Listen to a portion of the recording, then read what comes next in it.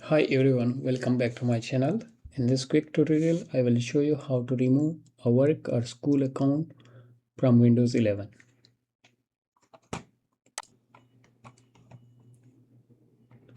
Open Windows Settings.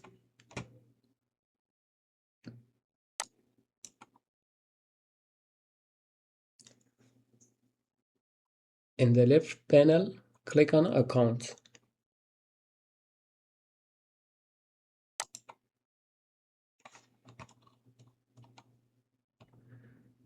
Now scroll down to Access Work or School.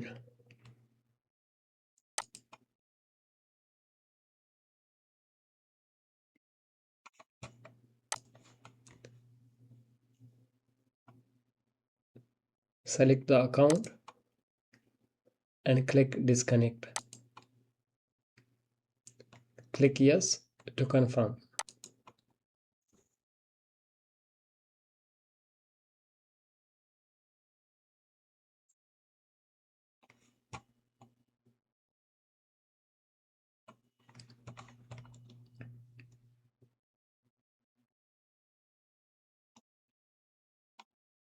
And that's it. Your work or school account is now fully removed from Windows 11.